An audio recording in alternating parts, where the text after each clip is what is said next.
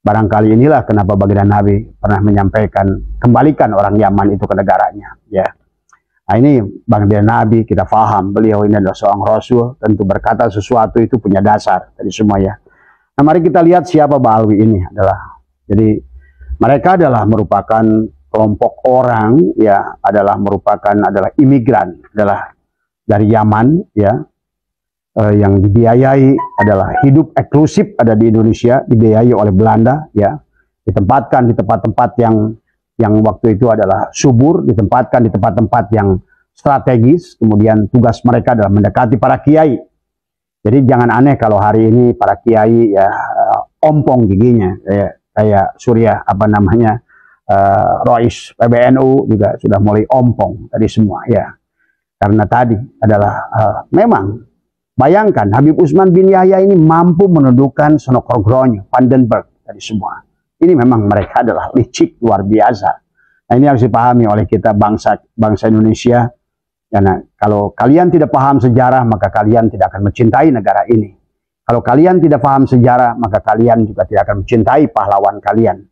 Kalau kita tidak mencintai pahlawan kita akan tidak mengerti bagaimana kita mempertahankan kemerdekaan ini. Karena pikirkan adalah untuk anak cucu kita ke depan. Assalamualaikum warahmatullahi wabarakatuh. Jumpa lagi di channel Kreatif Studio Family. Pada kesempatan kali ini saya mau berbagi cerita dari Abah Seto, yang mana Abah Seto mengatakan orang Yaman harus dipulangkan ke Yaman menurut sabda Rasulullah. Ini ya kata Abah Seto ya. Yuk, seperti apa ceritanya? Langsung saja menuju ke videonya. Let's go. Assalamualaikum warahmatullahi wabarakatuh.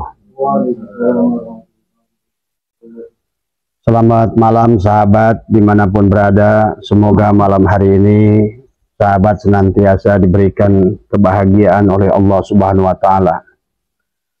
Pada malam hari ini Abah ingin membahas tentang ada sebuah hadis dari baginda Nabi, adalah yang beliau pernah bersabda bahwa orang Yaman itu harus dikembalikan ke negaranya. Itu tentu saja adalah baginda Nabi berkata adalah di Madinah ya. Jadi maksudnya adalah orang Yaman yang ada di Madinah dan di Mekah. Tentu baginda Nabi adalah bersabda demikian, adalah pasti ada hal yang beliau pahami yang barangkali kita tidak pahami. Kemudian juga sahabat Bung Karno ya pernah akan memulangkan orang Yaman ya, tapi kemudian atas jasa tokoh-tokoh dari NU, maka rencana Bung Karno untuk memulangkan orang Yaman itu adalah tidak jadi ya. Pada malam hari ini juga Abah akan menyampaikan bahwa apa yang dikatakan oleh pengarsa Gus Dur ya, bahwa Gus Dur adalah seorang tokoh PBNU dan pernah menjadi ketua umum PBNU ya, luar biasa di dalam perjuangannya. Adalah pernah menyampaikan bahwa tidak ada jalan lain bagi bangsa Indonesia adalah kalau ingin aman, kata beliau adalah tangkaplah Habib Rizik dari semua ya. Nah, beberapa hari ini barangkali juga sekarang masih banyak video yang beredar ya, baik di YouTube maupun di Instagram, adalah tentang sebuah rencana yang sangat licik dari Habib Rizik ya, yang mana pada saat itu adalah pertemuannya ada di Madinah ya. Kalau kita lihat yang hadir saat itu adalah kelihatannya adalah sedang membahas tentang khilafah ya. Karena kita dengar ada nama Bahtiar Nasir disebutkan, di situ ada Khotot disebutkan ya, yang mana beliau berkata ya, berbicara tentang ada 4 golongan manusia, adalah golongan fundamentalis ya, kemudian ada golongan modernis ya, ada liberalis, ada tradisionalis, yang mana Habib Rizik memberikan memberikan instruksi ya di dalam pertemuan. Videonya banyak beredar dan sekarang pun masih beredar ya, bahwa mereka ingin menguasai golongan fundamentalis dan tradisional, ya. Dan mereka itu pernah lakukan dalam pertemuan 212, ya, sahabat. Nah, yang saya ngeri daripada apa yang dirancang oleh Habib Rizik ini, ya tadi, semoga pada malam hari ini kita akan membahas tentang Habib Rizik, tentang Habib Usman bin Yahya, tentang Vandenberg, ya, tentang Snokorgronya, ya, tentang fitnah-fitnah Ba'alwi yang luar biasa, ya, untuk bangsa ini, ya. Barangkali ada kaitannya dengan hadis baginda Nabi tadi, pulangkanlah orang Yaman ke negaranya, ya, barangkali mungkin ada budaya yang banyak yang tidak cocok dari orang Yaman ini kalau berada dimanapun mereka berada, ya. Apa yang dikatakan oleh Habib Rizik kepada kaum fundamentalis, ya, kaum fundamentalis adalah orang-orang asli pribumi yang tradisional, ya, dan mereka berkata pada saat Habib Rizik memberikan briefing di Madinah, ya, kata dia gunakan HP adalah sebagai senjata, ya, dan dia instruksikan buatlah fitnah-fitnah yang keji kepada siapapun yang tidak sejalan dengan mereka. Ya, kemudian kalau ada kebaikan dari mereka, ya, dari kaum fundamentalis, jangan diberitakan. Tapi kalau ada keburukan dari mereka, buat berita yang besar dan viralkan, dan terus dibuat fitnah, ya, lewat WA, lewat Instagram, ya, tadi semua. Ini sebuah akal yang sangat, kalau menurut saya adalah Kang Rizik ini sangat bahaya tadi semua, ya, tadi. Kemudian beliau katakan lagi kalau ada gelar, apakah gelar kesarjanaan, gelar masyarakat dari orang-orang yang berseberangan dengan dia, jangan disebutkan gelarnya biar nampak di masyarakat adalah orang-orang bodoh, ya. Kemudian Habib Rizik juga berkata jangan berikan ruang adalah kepada mereka di media mainstream, ya. Dan dia juga berkata bahwa dia sudah dia juga berkata bahwa dalam video yang lain dia mendukung ISIS, ya, saat itu, dan ingin mendirikan khilafah. Itulah kenapa barangkali dengan UAS sejalan, ya, karena UAS juga adalah pernah mendeklar bahwa satu-satunya jalan untuk keselamatan negara ini adalah khilafah. Inilah orang-orang yang tidak punya nasionalisme, yang tidak mengerti sejarah Nusantara, ya, bahwa bagaimana mau berdiri khilafah di negara ini, yang mana negara ini merdeka adalah hasil perjuangan bangsa Indonesia. Dari Sabang sampai Merauke adalah dari pahlawan-pahlawan Indonesia, dari berbagai suku, dari bahasa, kemudian juga dari berbagai agama. Itulah kenapa saya pernah live bahwa sesungguhnya kehebatan bangsa Indonesia adalah kita punya moto Bhinneka Tunggal Ika, ya. Dan inilah salah satu kesaktian kita yang membuat negara kita tetap berdiri, sementara negara Jazirah Arab kemudian tercabik-cabik adalah menjadi beberapa negara-negara kecil. Kemudian juga Eropa tercabik-cabik menjadi negara-negara kecil, kemudian juga Soviet terpecah menjadi negara-negara kecil, kemudian akhirnya juga Amerika menjadi negara serikat. Tapi Indonesia malah sebaliknya adalah menjadi satu kekuatan dari Sabang sampai Merauke, adalah dengan 350 suku, ya, bayangkan bahasa, ya. Di negara lain hanya di Afghanistan contohnya adalah mereka hanya memiliki 3 suku pun sudah perang saudara. Di Yaman sampai hari ini hanya beberapa suku adalah perang saudara. Inilah dahsyatnya Indonesia yang saya bilang tadi, ya. Kemudian juga jauhkan, kata Habib Rizik, adalah tokoh-tokoh fundamentalis itu adalah dari masyarakat, ya. Kalau bisa dirangkul, ya, kalau bisa rangkul, kalau tidak pukul, kata dia tadi semua, ya. Kemudian pilihlah tokoh-tokoh itu, kemudian kata dia adalah kalau bisa dipeluk-peluk, ya, kalau enggak adalah kembali dipukul, kata dia tadi semua, ya. Nah, sementara Habib Rizik melihat kaum modernis adalah sedikit lebih aman, karena dia bilang kalau orang modern itu mau kayak apapun, orang mau bikin khilafah, kalaupun kayak apapun mereka dengan FPI-nya mau ngacak-ngacak, orang modern ya tidak terlalu peduli di semua. Maka oleh karena itulah instruksi Habib Rizik adalah bagaimana dengan FPI-nya, dengan HTI saat itu adalah didukung oleh ulama-ulama yang pro khilafah, ya, kayak UAS, ya. Yang mereka ada mungkin termasuk siapalah, ya, yang inilah saya khawatir kalau orang-orang kuliah di luar negeri ini tidak paham dengan Nusantara ya sahabat ya. Nah ini yang harus dipahami. Kemudian apa namanya yang terjadi adalah mereka membentuk cyber muslim ya, sampai ada 2 juta yang tokohnya waktu itu ditangkap adalah Habib yang bergerak Al-Habsyi ya, yang bermarkas di Tebet. Itulah kelompok-kelompok yang menggunakan HP membuat fitnah-fitnah tadi sesuai dengan instruksi adalah Habib Rizik dari semua ya.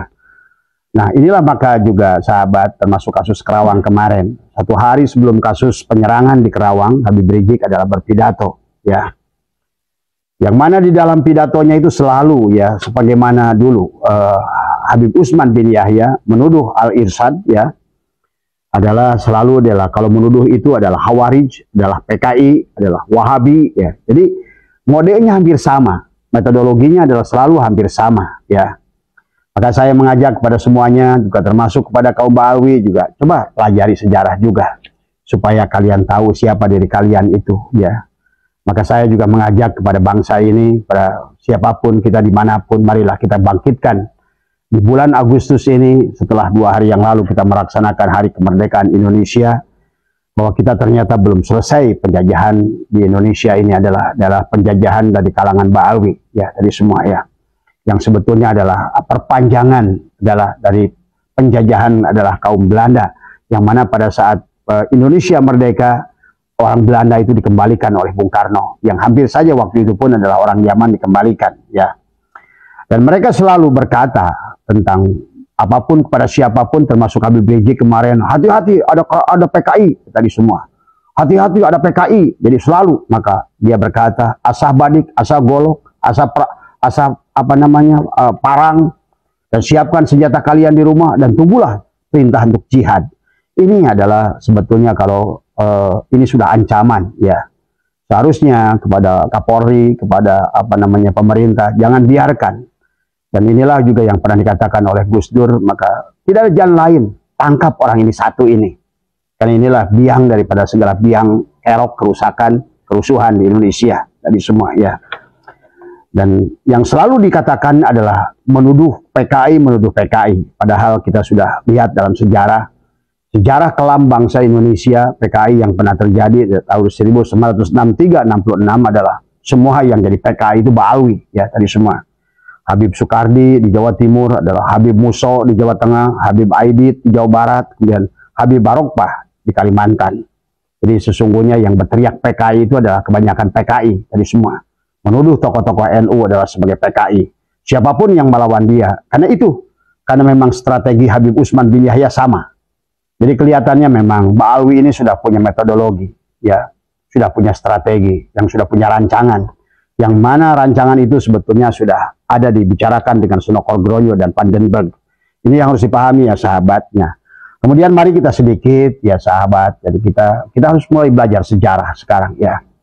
Kalau kemarin saya bicara sedikit tentang nasab, hari ini saya akan bicara tentang sejarah ya. Karena sejarah ini adalah kebanggaan bangsa. Karena 2 hal yang saya bilang tadi yang dirampok oleh Ba'alwi ini adalah, yang pertama adalah mereka adalah menjajah, adalah secara menganggap mereka adalah bangsa kelas 1. Kemudian menjajah secara agama, tadi semua membuat doktrin-doktrin palsu. Tapi yang paling menyedihkan, tadi semua saya mengajak, ayo bangsa Indonesia, sadarlah, bangkitlah. Kita merdekakan diri kita dari siapapun, dari penjajahan bangsa manapun ya. Barangkali inilah kenapa baginda Nabi pernah menyampaikan, kembalikan orang Yaman itu ke negaranya ya. Nah ini baginda Nabi, kita paham beliau ini adalah seorang Rasul, tentu berkata sesuatu itu punya dasar dari semua ya.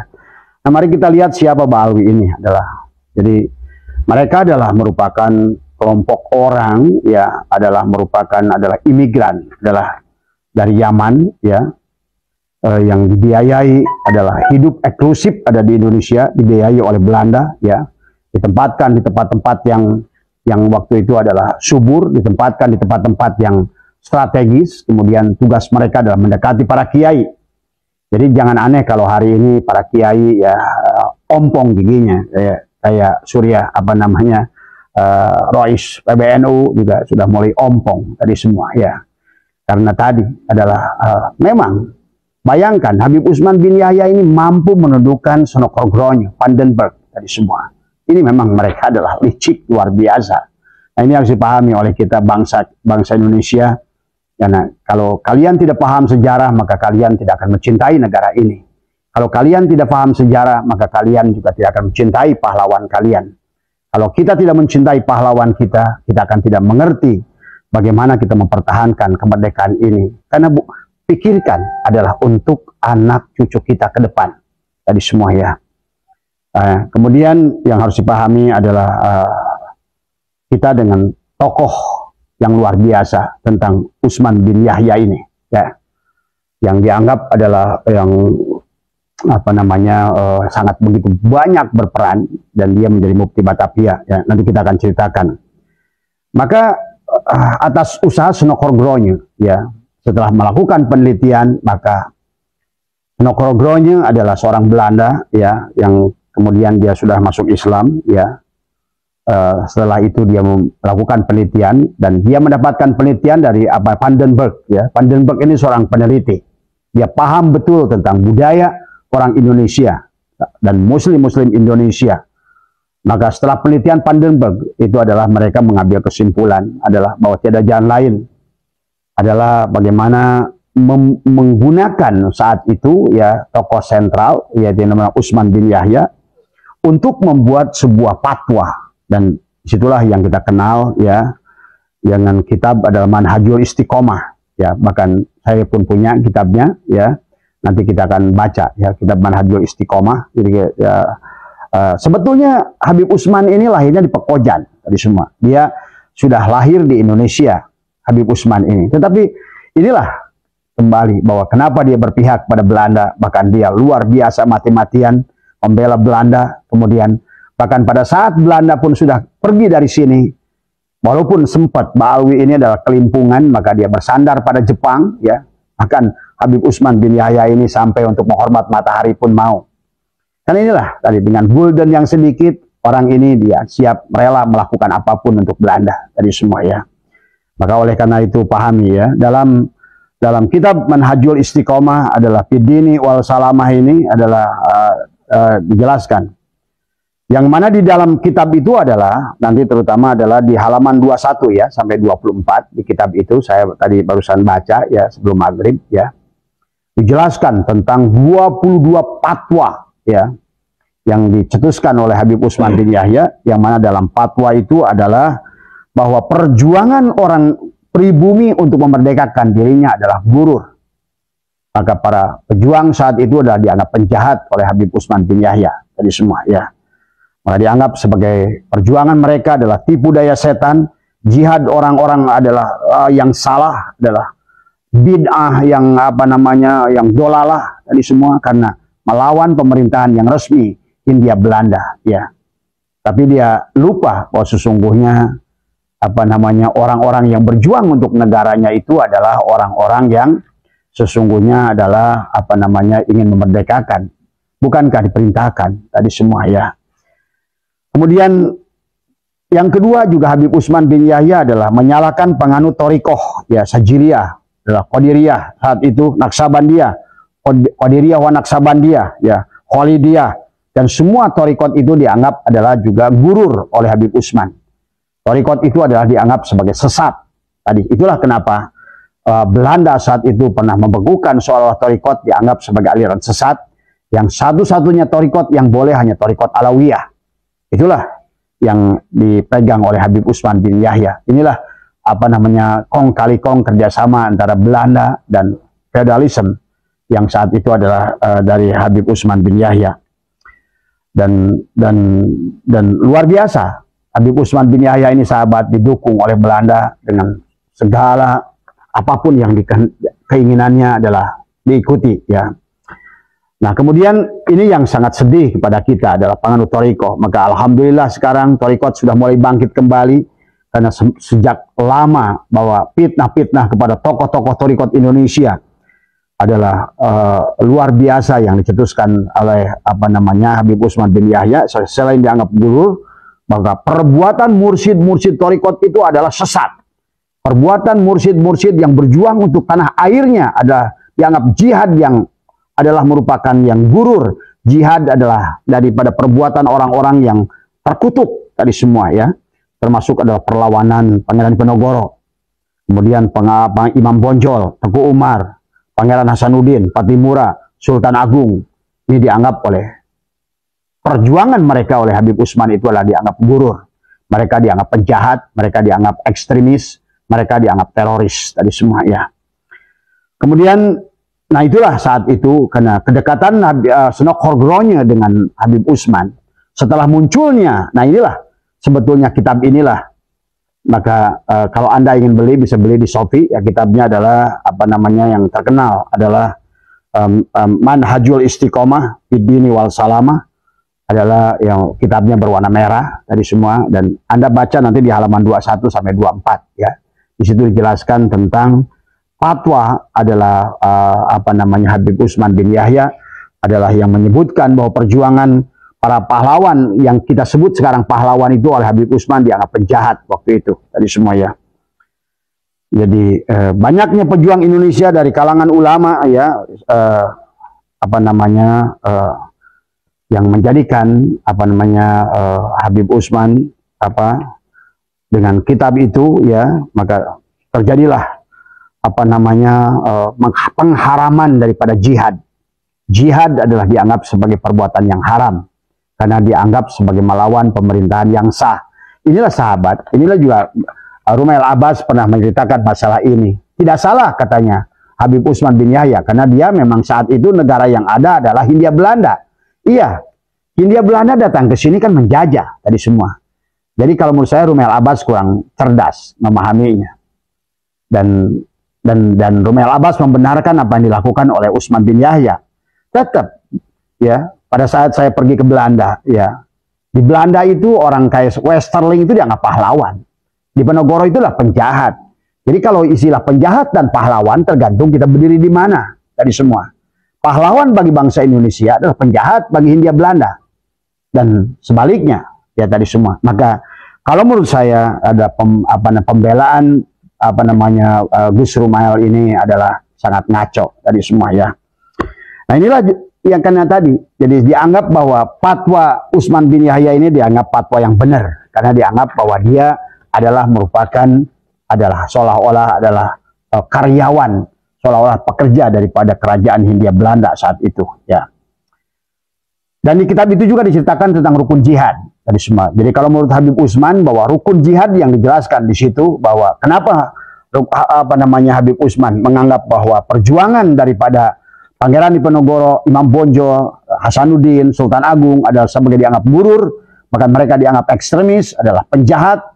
Karena kata dia tidak masuk di dalam rukun jihad tadi semua ya.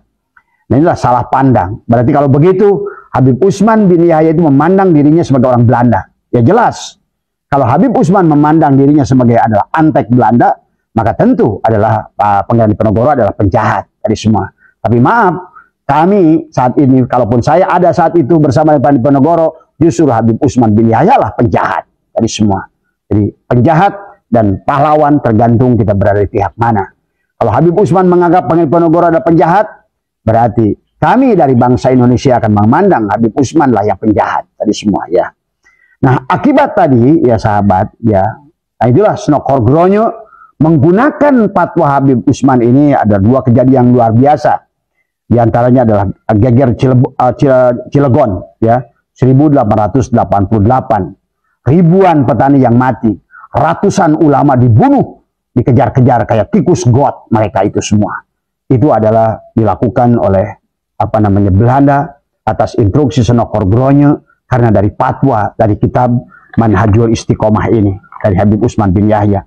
Jadi seolah-olah apa namanya kitab Manhajul Istiqomah ini adalah merupakan fatwa untuk menghabisi ulama saat itu ya. Kemudian juga terjadi adalah apa namanya di Bekasi, di Tambun. Adalah tahun 1869 dengan geger Tambun ya, juga kasus yang sama terjadi pembunuhan para ulama dari semua. Itu juga terjadi karena instruksi dari fatwa yang ditulis dalam kitab Manhajul Istiqomahnya adalah Habib Usman bin Yahya.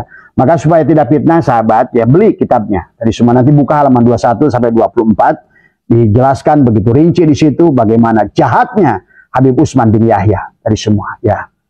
Dan ternyata kalau saya lihat dari apa yang saya bacakan tadi tentang video Habib Rizik, strateginya memiliki kesamaan. Mereka itu selalu memfitnah dengan memfitnah Khawarij, memfitnah PKI kepada siapapun.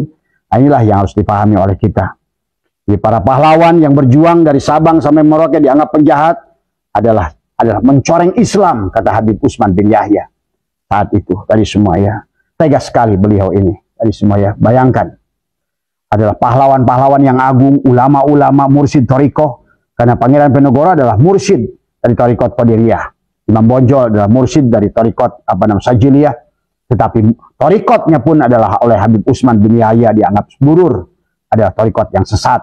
Karena Thariqah yang benar, kata Habib Utsman, ada hanya satu, ia adalah Thariqah Alawiyah. Dari semua. Ini sejalan dengan Habib Lutfi bin Yahya. Pada saat bulan Ramadan kemarin dia berkata, sebarkan Thariqah Alawiyah.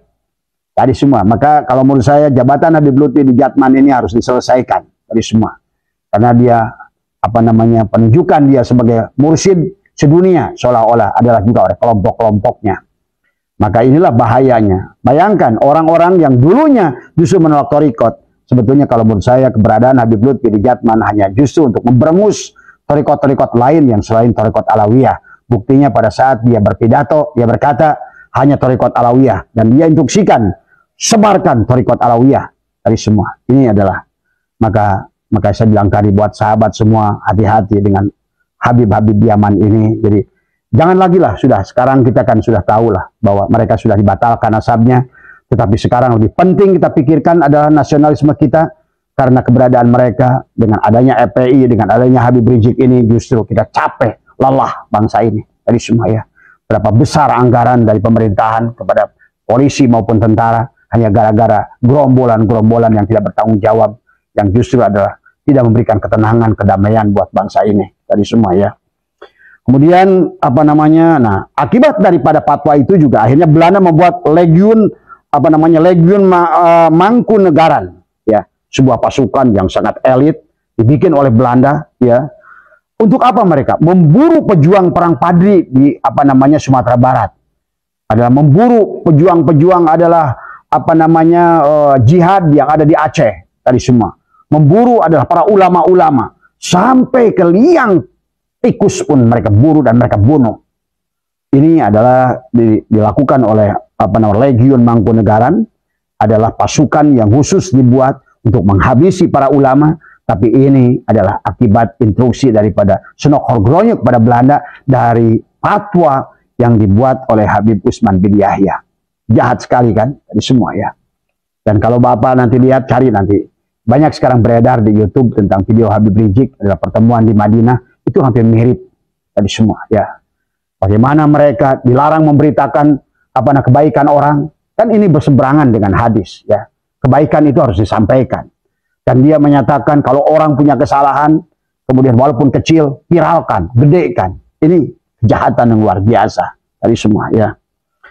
Kemudian kita juga ngerti tentang banyaknya bukti hubungan antara Utsman dengan Abdul Ghaffar atau Senok Horgronyo. Jadi Senok Horgronyo ini adalah, nanti saya akan khusus cerita tentang Senok Horgronyo kapan-kapan. Dia pernah nikah di Bandung 2 kali, dia pernah nikah dengan orang Garut sampai dia punya anak berapa orang. Nah inilah kita harus kenal dengan sejarah bangsa kita. Karena tadi jangan sampai kayak Miftahul Ahyar bicara tentang mereka, tentang ini tapi nggak ngerti sejarah. Inilah yang disayangkan dari seorang orang tua kita, dari Suriah, PBNU dari semua ya. Jadi yang ini ya, jadi orang Arab yang di Nusantara bukan hanya saja dari Hadramaut saat itu, ada dari Maghribi, ada dari banyak negara-negara Arab. Tapi mereka yang menjadi tokoh adalah Wali Songo, adalah mereka berjuang memang untuk agama, walaupun juga mereka melakukan perdagangan. Tetapi orang Yaman ini adalah, walaupun mereka juga ada 4 kelompok nanti, tapi sesungguhnya adalah apa dikatakan oleh Kang Opik ya, Big Topik Assegaf itu dari Asekop tadi. Dia berkata bahwa kami datang ke Indonesia untuk mencetak ulama. Ulama mana? Ulama kalian bunuh dulu dari semua. Justru adalah tadi bagaimana kalian mencetak ulama, ilmunya aja nggak ada dari semua. Adalah sebuah kebohongan yang luar biasa dari semua ya. Nah, kemudian dari kelompok itu mereka dibagi menjadi dua kelompok. Ya, yang pertama adalah orang-orang yang dinisbatkan kepada kelompok Dzurriyyat Rasul. Itulah yang akhirnya nanti adalah menjadi Robitoh Alawiyah tadi semua. Yang kedua lagi adalah orang Yaman juga, tetapi kelompok mereka adalah bukan berkaitan dengan Dzurriyyat Rasul, adalah orang Yaman yang disebut dengan mereka adalah dengan Al-Irsyad tadi semua. Ini kayak Anies Baswedan itu Al-Irsyad. Kemudian maka yang satu kelompok lagi menjadi Wahabi, ya tadi semua. Yang satu lagi menjadi kelompok Ba'alwi tadi semua.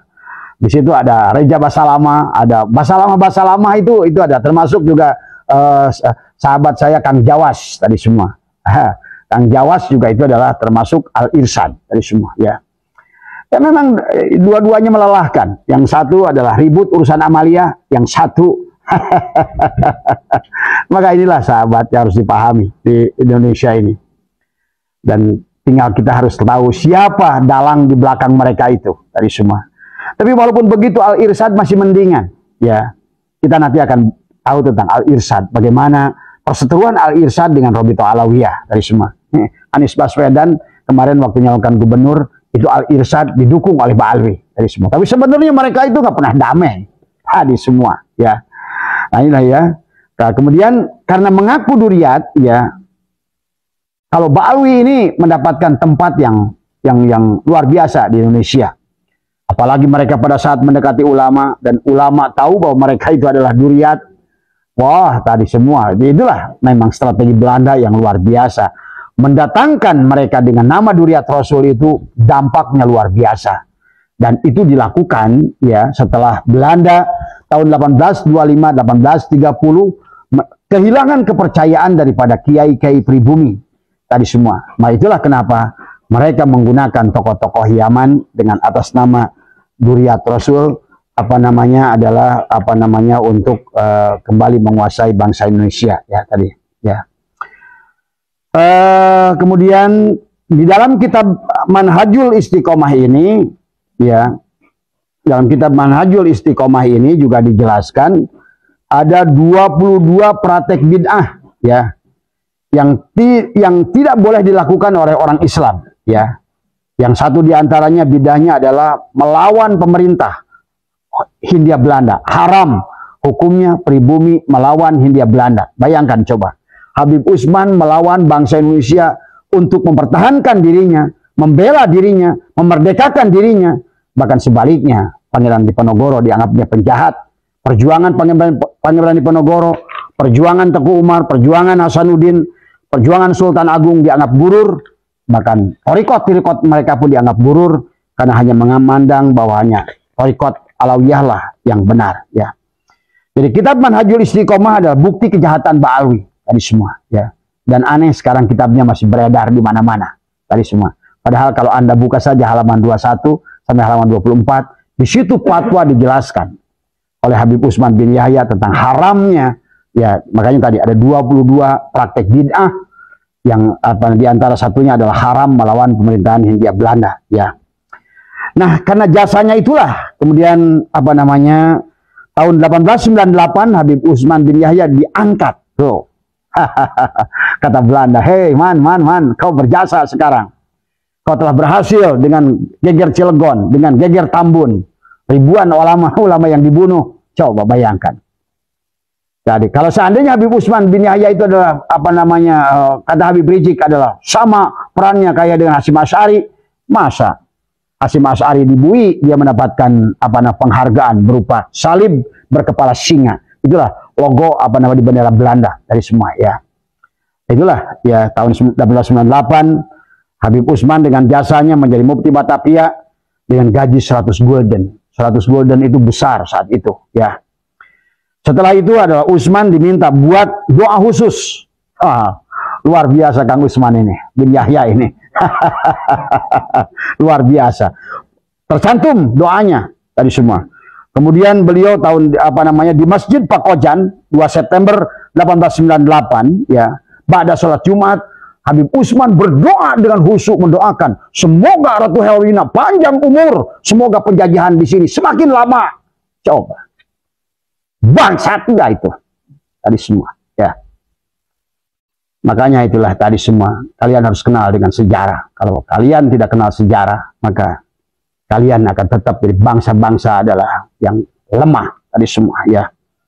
Kemudian saat itu pun adalah banyak mulai ragu sebetulnya kepada Habib Utsman bin Yahya. Apakah benar dia Duriat? Apakah dia pantas seorang Duriat mengaku Duriat, kemudian mengatakan haram melawan penjajah, sementara yang menjajah itu adalah Belanda, orang kafir? Itu banyak pertanyaan saat itu dari para kiai.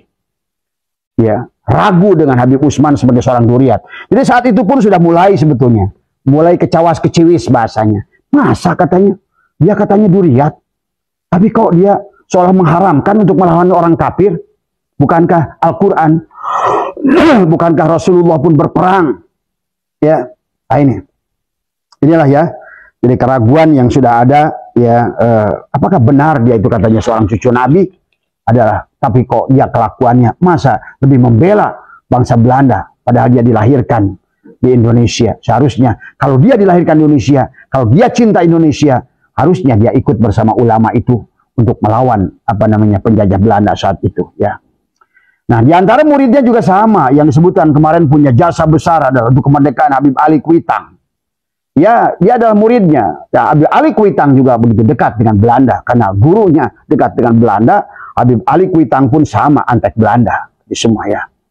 Makanya yang Bapak pahami lah ya, tentang pelajari tentang yang makam-makam yang ada di Batavia itu semua ya. Hanya mereka yang boleh dimakamkan di sana tadi semua atas surat dari POC saat itu ya. Yang Jakarta saat itu masih bernama Batavia. Jadi kurang lebih sahabat, maka inilah saya mengatakan terima kasih alhamdulillah kepada Allah, ada seorang manusia yang atas dibukakan, dicerahkan oleh Allah, yaitu Kiai Madudin Utsman. Kalau bukan awalnya dari beliau ini, tidak ada orang yang akan membuka masalah ini. Apakah masalah nasab, termasuk juga masalah bagaimana mereka merebut setelah menjajah zaman Belanda, tapi sekarang pun mereka ingin menunjukkan kukunya bahwa seolah mereka lah yang berjasa untuk bangsa ini. Maka makam-makam digantikan, makam pahlawan digantikan. Tetapi sekarang dulu menganggap penjahat kepada Pangeran Penogoro, Habib Utsman. Dulu menganggap penjahat kepada Pangeran Imam Bonjol. Tapi sekarang seolah-olah Imam Bonjol adalah Ba'alwi. Nah ini kan, ini adalah kepimplanan yang tidak jelas dari mereka. Sekarang adalah Pangeran Penogoro adalah Ba'alwi, Imam Bonjol adalah Ba'alwi. Yang menulis menggambar kedua Pancasila adalah Ba'alwi, yang menulis lagu syukur dan lagu Indonesia Raya adalah Ba'alwi, dan lain sebagainya, sahabat dari semua. Coba wahai bangsaku, di bulan Agustus ini, ayo kita merdekakan tadi semua. Ya, bukan berarti kita harus berperang. Ajaklah mereka untuk kembali. Kalau ingin menjadi bangsa Indonesia, ayolah menjadi bangsa Indonesia yang benar tadi semua. Jadi saya mengerti sekarang kenapa baginda Nabi menyuruh pulangkan orang-orang Yaman itu. Barangkali baginda Nabi sudah melihat gurur tadi semua ya, dengan karakter dari watak mereka tadi semua ya. Dan hari ini kita menyaksikan bangsa pribumi mencium kaki Bahar bin Smith, mencium kaki Habib Lutfi bin Yahya. Coba kembali adalah kita masih menyembah-nyembah berhala, adalah mentuhankan manusia. Yang inilah yang tidak benar, yang harus diluruskan. Nah, kita sedikit membahas tentang Al-Irsyad, karena bersamaan dengan Robito Alawiyah ini adalah ada Al-Irsyad ya. Perlawanan kepada Habib Utsman itu datang dari tokoh Al-Irsyad, yaitu adalah Syekh Ahmad Sukarti namanya.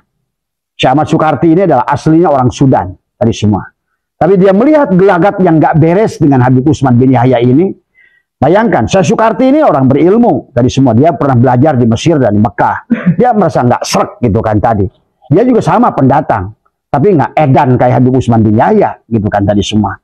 Maka dia melakukan perlawanan ya, kepada Robito Alawi, kepada Habib Utsman bin Yahya saat itu, kepada Ba'alwi. Diantaranya adalah larangan Sukarti kepada kelompoknya untuk mencium kepada mereka tangan orang-orang yang mengaku Duriat Nabi. Karena Sukarti juga udah mulai ragu dengan Ba'alwi ini tadi semua. Jadi orang Irsyad juga udah ragu. Jadi padahal sama-sama, ada yang dari Yaman, ada yang dari Sudan, ada yang dari Maghribi, tadi semua ya, terutama adalah mereka sudah, dan instruksian oleh Syekh Sukarti, kata dia, jangan lagi cium tangan mereka, gitu kan tadi. Kemudian yang kedua adalah larangan panggilan Habib. Tuh, Jadi larangan panggilan Habib itu oleh Al-Irsyad saat juga dilarang.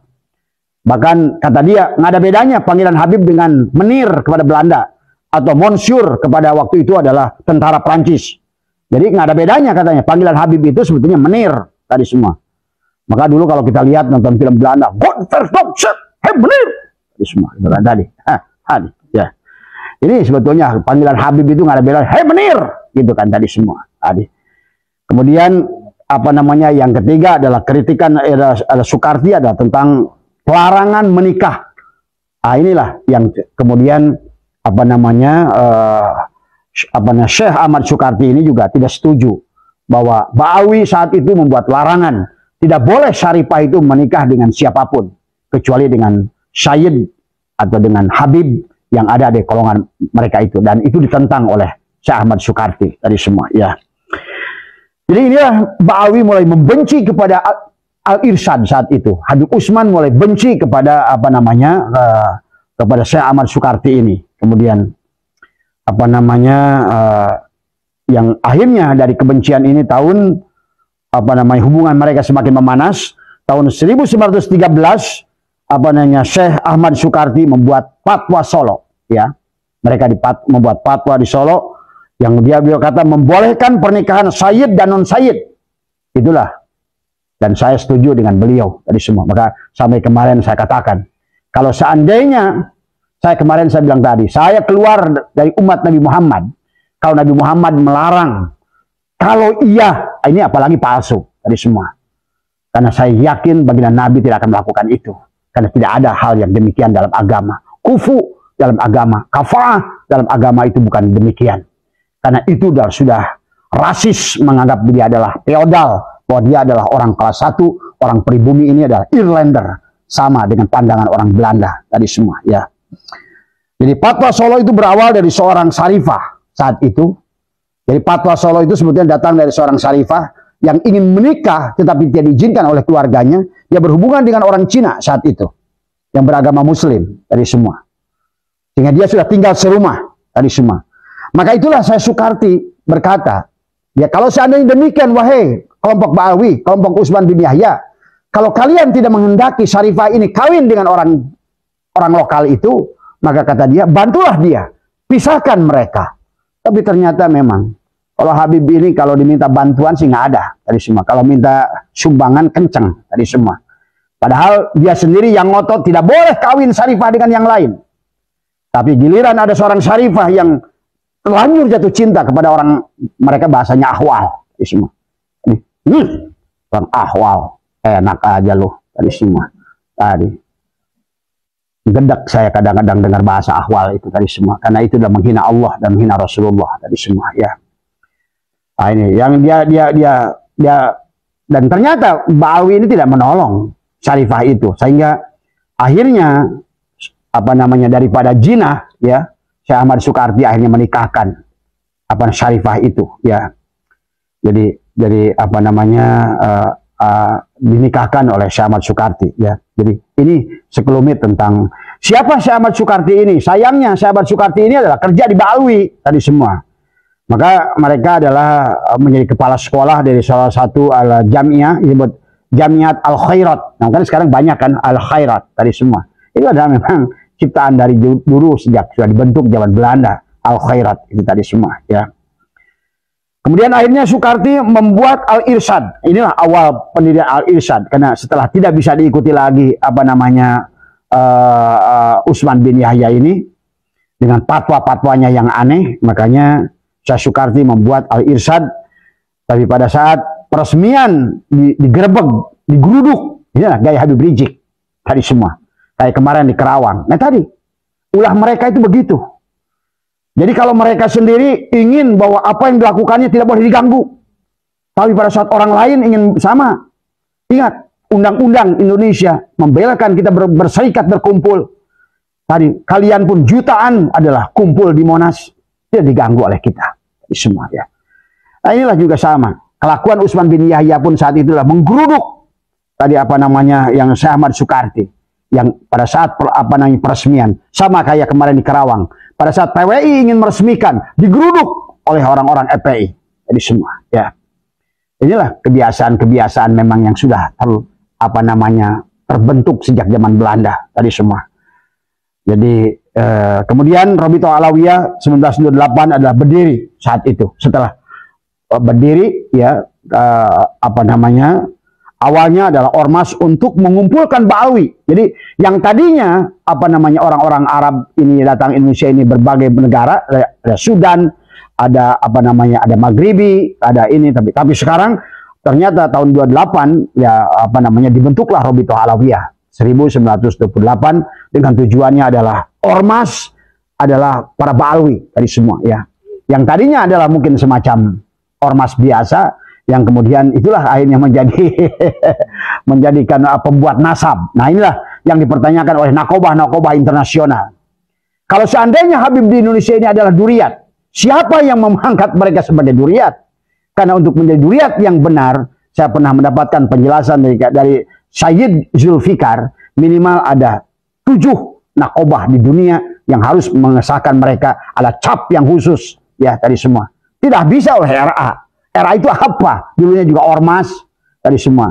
Maka inilah sebetulnya dari awal pun Rabithah Alawiyah ini sudah sebetulnya sudah keluar daripada tujuannya. Bahkan kebelakangan ke sini malah topik Assegaf tadi semua menjual gelar Habib ini dengan lihat di Tempo Kompas ya.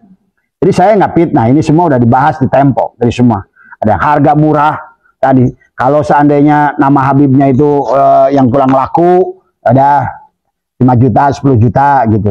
Kalau udah Assegaf 200 juta gitu kan tadi. Jadi yang mana aja kira-kira dawirnya bisa paling gede. Nah, di situ harganya beda tadi semua. Inilah ya sahabat, coba sadarlah wahai bangsa Indonesia.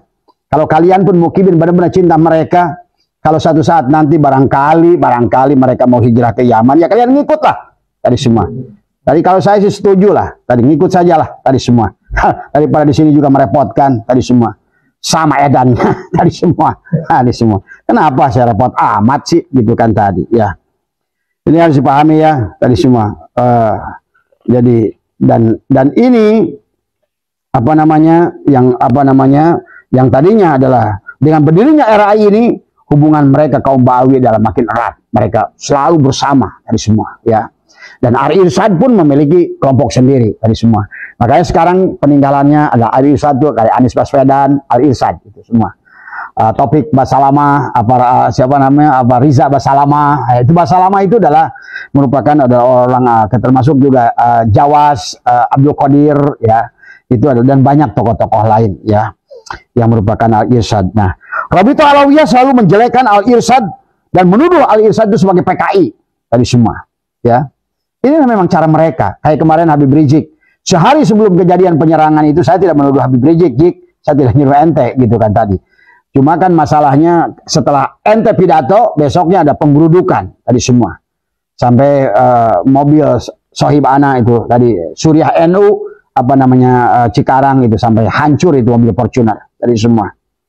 Ya tadi semua dan kemudian 2 orang Banser yang terluka tadi semua. Ini karena pidato ente mengatakan siapkan badik, siapkan golok, siapkan parang, asah dan lain sebagainya. Ini beda Jik. Ini Indonesia loh. Beda, bukan barbar kayak di negeri ente gitu kan tadi semua. Maka kalau ingin barbar pergi ke Yaman sana tadi semua atau pergi ke mana lah tadi semua ya. Jadi jangan samakan Indonesia. Ini adalah negeri yang teduh.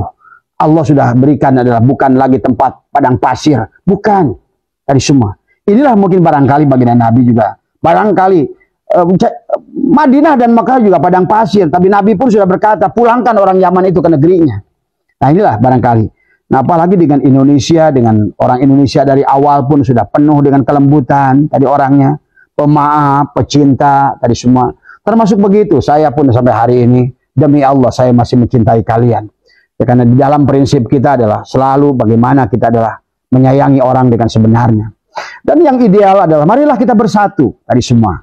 Maka adakanlah pertemuan, kemudian sudah mulai sekarang ada lagi pengaku-pengakuan duriat. Kemudian kita sama-sama membangun bangsa ini. Kalau kalian ini yang jadi jangan merasa adalah warga kelas 1 dengan teriak, ini negeri kami pemilik kalian, kami tuan kalian, kampret loh. Tadi semua. Dari mana negeri ini punya kalian? Kalian jelas-jelas pendatang dan melakukan perusakan di sini. Coba kalau ditanya, apa yang dilakukan oleh Rizik Syihab di sini? Apa yang dilakukan oleh Bahar bin Smith, oleh Taufik Asegaf di Indonesia? Kalau Nabi bertanya, khairun nas anfa'uhum linnas, apa yang kalian lakukan di sini selain bikin keributan tadi semua? Ya, dikit-dikit pedang, dikit-dikit perang. Apa? Ini negara apa kita ini? Kita ini bukan padang pasir, boy, tadi semua. Kita ini negara yang beradab tadi semua, ya. Maka pahami ya tadi semua. Kemudian juga dikatakan bahwa selalu kalian itu PKI, tapi sejarah membuktikan bahwa sesungguhnya yang PKI siapa? Tadi semua ya. Tadi ya, ini pahami ya. Jadi inilah ya Kiai saya kembali kita berterima kasih ya, semoga Allah mempanjangkan usianya kepada Kiai Madudin. Kalau tidak ada peran Kiai Madudin, barangkali hari ini tidak ada yang mempelajari nasab. Barangkali hari ini tidak ada yang mempelajari sejarah. Maka sahabat, kepada anak-anak kita semua, suruhlah mereka belajar tentang ilmu sejarah dari semua. Ya, itulah yang dikatakan oleh Profesor Anhar Gonggong. Kalau generasi muda sudah melupakan sejarah, dia tidak mengerti sejarah bangsanya sendiri, maka bangsa itu akan hilang, akan lenyap tadi semua. Oleh karena itu, maka dan inilah juga yang terjadi ya inilah pada Haul Gresik tempo hari. Seharusnya tokoh besar ya, orang tua kami Romo Kiai Miftahul Ahyar berpidato di Romo di Haul itu berkata, menuduh Kiai Imad adalah Khawarij, menuduh Kiai Imad adalah Wahabi. Dan ini dilontarkan kata-kata ini adalah oleh Rois PBNU dari semua. Sangat disayangkan. Kita dalam budaya NU itu adalah dengan budaya tawasud, tawajuh, adalah tasamuh dari semua. Bahwa NU itu selalu adalah khairul umur ausatuha tadi semua. Kita adalah umatan yang di tengah-tengah tadi semua. Kenapa? Romo terlalu atas gitu kan tadi semua. Dan padahal ada dua kaidah di dalam kita. Kenapa enggak tasawur dulu? Kan bukankah adalah Kiai Madudin adalah merupakan pejabat dari NU. Beliau adalah di Banten ya tadi. Jadi, seharusnya kalau melihat ada seseorang dari anak kita yang membuat sebuah penelitian, sebelum menyalahkan, itulah kenapa kaidah kita belajar. Kalau kita orang pesantren, kita ada kaidah tasawur dulu dari semua. Menolak atau menerima, baca dulu. Dan saya yakin sampai hari ini Romo Miftahul Ahyar itu belum pernah membaca tesisnya Kiai Imad. Saya yakin dari semua. Tapi sudah terlalu ke depan ingin membela Ba'alwi. Inilah kalau menurut saya saat itu, kalau seandainya Romo tidak berpidato seperti itu, menuduh Kiai Imad adalah Wahabi, Khawarij, dan lain sebagainya, saya rasa masalah ini barangkali tidak akan meluas semacam ini. Maka saya dalam hati, saya mohon, kalau ini semuanya adalah seolah-olah apinya dicetuskan oleh Romo sendiri, maka saya berharap Romo adalah bertanggung jawab. Saya mohon adalah Romo Kiai Miftahul Ahyar, segeralah memanggil Kiai Madudin. Barangkali dari semua, toh nggak ada salahnya. Kita buka kitabnya dari semua. Kalau perlu undang dua-duanya, karena Islam itu adalah selalu saya inginkan adalah menyatukan. Itu bukankah kita NU dulu yang mempertahankan Yaman ada di sini?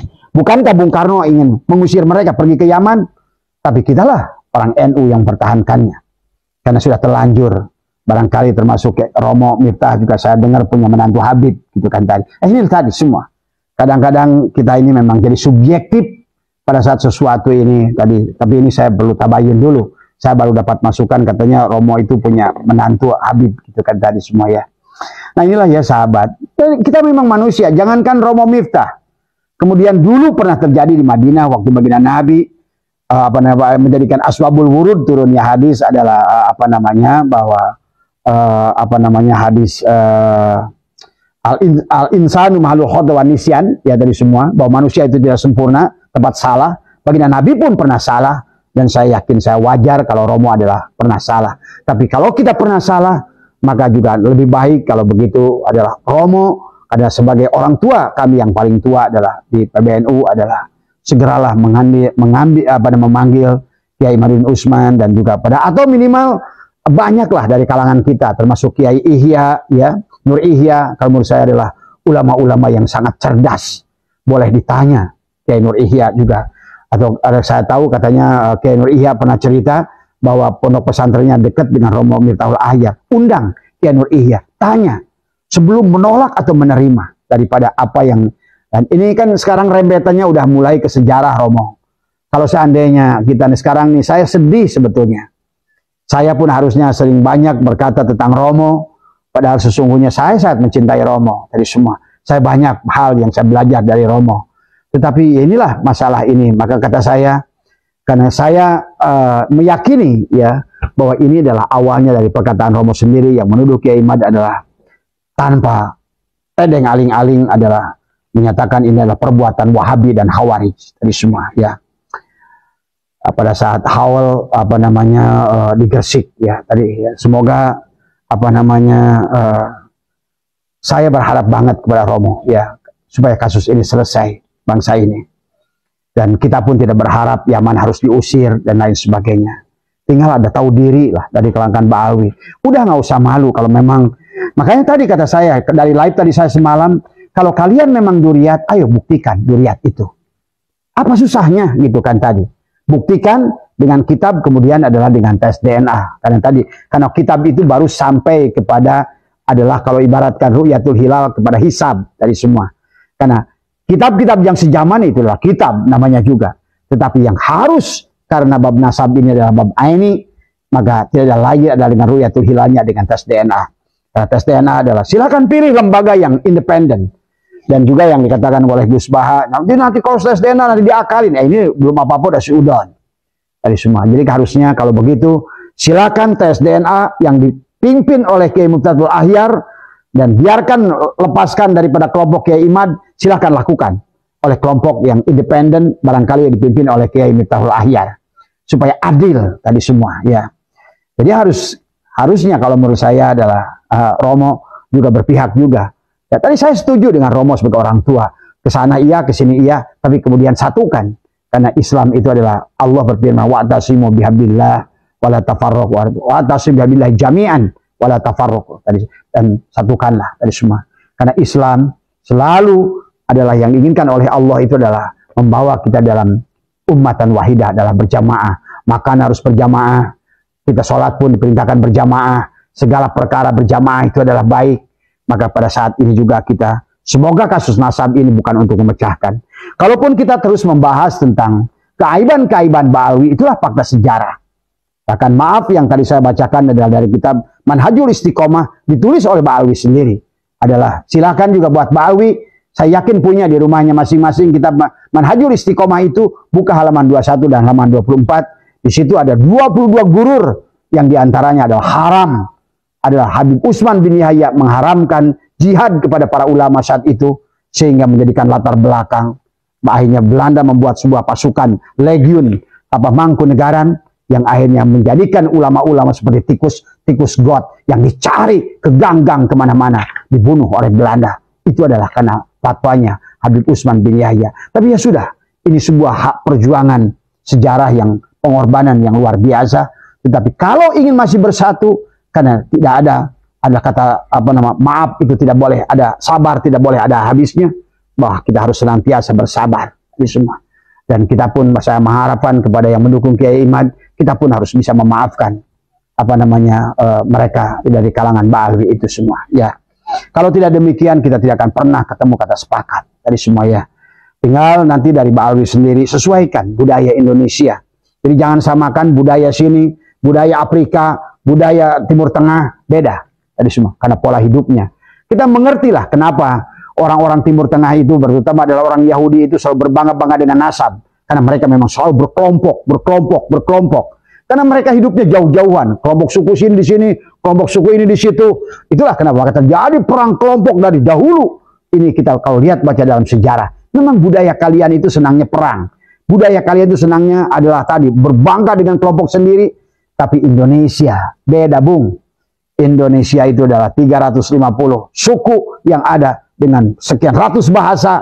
Tapi disatukan dengan Bhinneka Tunggal Ika. Satu nusa, satu bangsa, satu bahasa. Bahasa Indonesia. Maka saya mengajak kepada seluruh rakyat Indonesia semuanya, sahabat-sahabatku dimanapun berada. Jangan anggap remeh tentang pengakuan sejarah ini. Karena ini adalah bagian story yang sangat penting untuk kita pertahankan sebagai kebanggaan kita sebagai bangsa Indonesia. Jayalah bangsaku, jayalah Indonesia, bersatulah rakyat Indonesia, pertahankan kemerdekaan. Banggalah kita sebagai bangsa Indonesia. Mohon maaf atas kekurangan. Wallahul muwaffiq ila aqwamit thoriq wa afu minkum. Assalamualaikum warahmatullahi wabarakatuh. Jadi itu ya teman-teman, cerita dari Abah Seto yang mana beliau mengatakan orang Yaman harus dipulangkan juga ke Yaman. Ini tadi sudah mengatakan bahwa ini hadis dari Rasulullah SAW, dan di situ Abah Seto juga bercerita tentang masalah nasab Alawi ya, dan Abah Seto itu bercerita tentang masalah makam, yaitu yang mana pemalsuan itu juga dibahas oleh Abah Seto ini ya teman-teman. Jadi teman-teman tadi sudah menyaksikan sendiri seperti apa cerita dari Abah Seto ini tentang klan Ba'alawi ini ya teman-teman. Mungkin teman-teman sependapat dengan ceritanya Abah Seto atau tidak sependapat, jadi teman-teman bisa tulis di kolom komentar ya pendapat teman-teman bagaimana tentang ceritanya Abah Seto ini ya teman-teman.